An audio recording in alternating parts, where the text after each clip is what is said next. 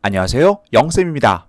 오늘은 빅캔버스가 정책적으로 바뀐 후에 제가 대략 한 달 정도 써보고 바뀐 부분에 대해서 이야기를 해보고자 합니다. 먼저 크게 봐야 될 부분은 바로 이 부분입니다. 유료와 무료가 명확하게 차이가 드러나게 되었습니다. 그 전에도 물론 차이가 있었지만 이제 학생들과 교실에서 사용할 때 무료인 상태에서는 사실상 사용하기가 어려워졌다라는 게 결론입니다. 어떤 부분이 바뀌었는지 한번 살펴보면 이 바뀐 결제 가격부터가 좀 바뀌었는데요. 기존에는 플랜 자체가 무료와 그리고 퍼스널과 팀이 있었습니다. 그런데 여기 보시면 기존 퍼스널에서 팀 플랜으로 변경이 되었습니다.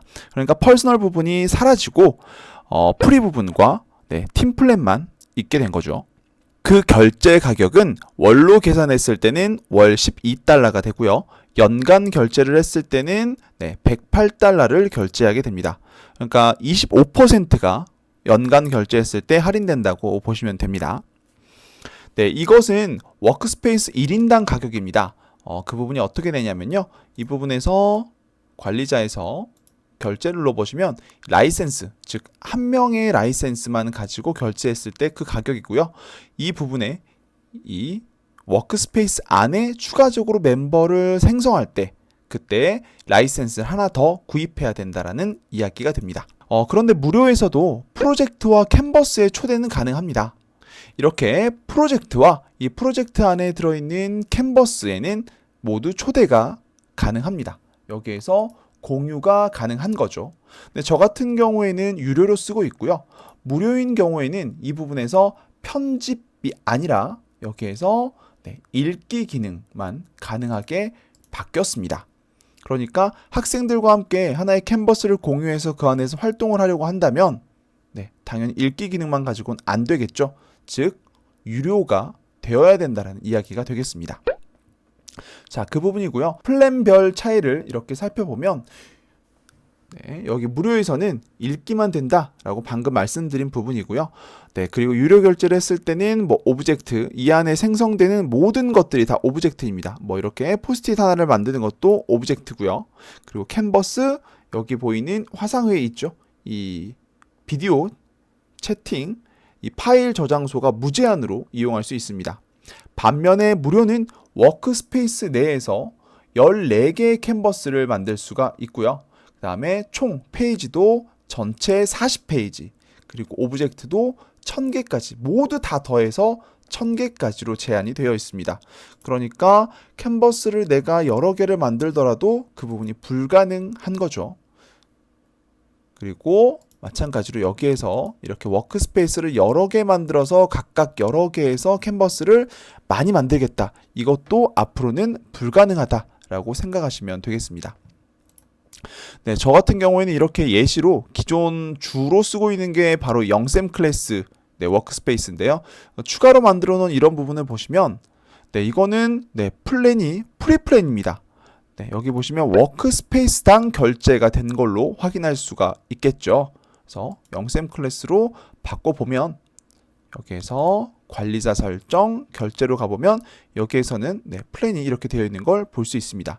저 같은 경우에는 정책이 바뀌기 전에 했기 때문에 퍼스널로 결제를 했었고요. 이 퍼스널 형태지만 지금 현재 팀 플랜으로 그대로 이용할 수 있는 상태가 되었습니다. 자, 그리고 화면 하단에 이 화상회의를 활성화했을 때 나타나는 모습이 이 부분입니다. 여기에서 네모 형태로 자신의 모습이, 카메라에 비친 자신의 모습이 이렇게 나타나게 된다라고 보시면 되겠습니다. 추가적으로 이 캔버스에 들어오는 많은 공유하는 학생들이나 또는 주변 다른 사람들이 있겠죠. 그 사람들이 들어왔을 때 여기 아래쪽에 화상회의에 숫자가 나타나게 됩니다. 그 숫자를 클릭하면, 화상회의를 클릭하면 옆에 이렇게 추가적으로 이 부분이 생성이 된다라고 보시면 되겠습니다.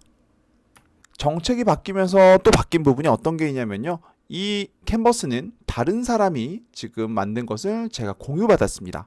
공유받았다고 하더라도 제가 이 캔버스 설정에 들어가서 템플릿 저장이 가능했었는데 지금 외부 협업자, 즉 다른 사람이 만든 캔버스는 제가 템플릿으로 저장을 할 수가 없게 되었습니다.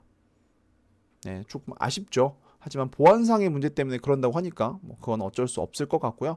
그럼 이걸 어떻게 공유를 해줄 수 있느냐라고 했을 때 다른 사람에게 공유를 할 때 제작자가, 즉 생성한 사람이 이 파일을 백업해서 백업한 파일을 그 사람에게 보내주면 그 사람이 캔버스를 생성할 때 복구하면 된다라고 합니다. 이건 제가 만든 거기 때문에 여기에서 캔버스 템플릿으로 저장이 되죠. 그래서 이걸 백업하게 되면 이렇게 백업 파일 저장하기가 나타나고요. 이렇게 바탕화면 내에 이런 식으로 백업 파일이 만들어지게 됩니다.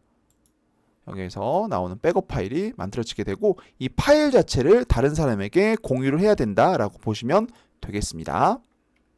그동안에 빅캔버스가 몇 차례 업데이트가 이루어졌었는데 그 중에서 제가 가장 편리하게 바뀌었다라고 생각하는 부분은 이런 오브젝트들의 복사 기능입니다.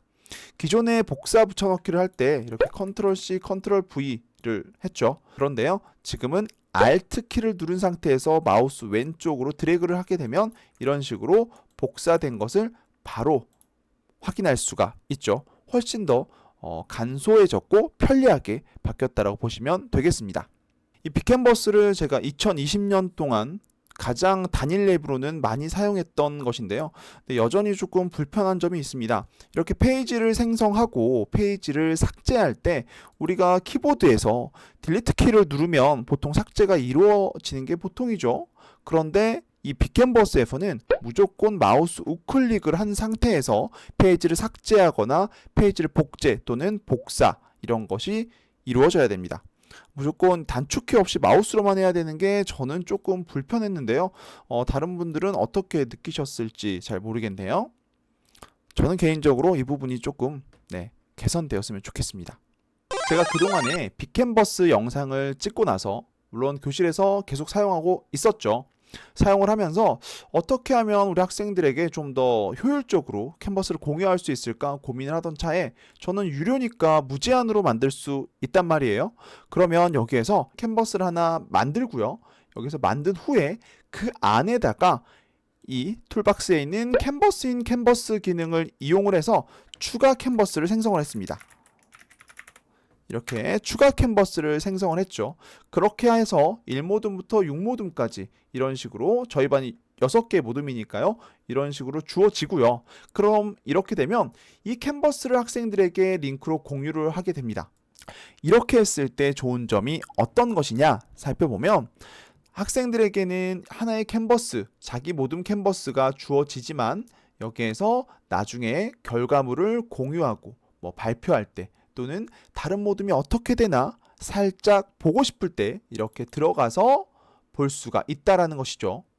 그리고 자기 모듬으로 다시 돌아올 수 있고요. 그렇게 하면 다른 친구들과 비교도 되고 공유할 때도 훨씬 더 자유롭게 공유가 이루어지는 장점이 있습니다.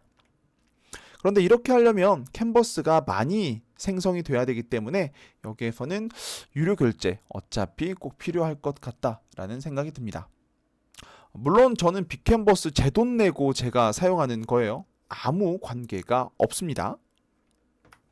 그래서 현재 제가 학생들에게 캔버스를 공유할 때는 대부분이 다 이렇게 모둠 형태로 활동을 해야 된다라고 했을 때 이런 식으로 캔버스인 캔버스를 만들어서 이렇게 공유를 하고 있습니다. 그래서 제가 요즘에 학생들에게 이렇게 모둠별로 이렇게 활동을 해야 된다고 했을 때는 대부분 다 이런 식으로 캔버스인 캔버스를 생성을 해서 학생들에게 공유를 하고 있습니다. 자, 여기까지 이런 식으로 빅캔버스가 정책적으로 바뀐 부분과 제가 수업 시간에 이제는 학생들과 빅캔버스를 공유해서 활동할 때 어떤 식으로 하고 있는지 잠깐 소개를 해드렸습니다. 그럼 오늘 영상은 여기까지입니다. 끝!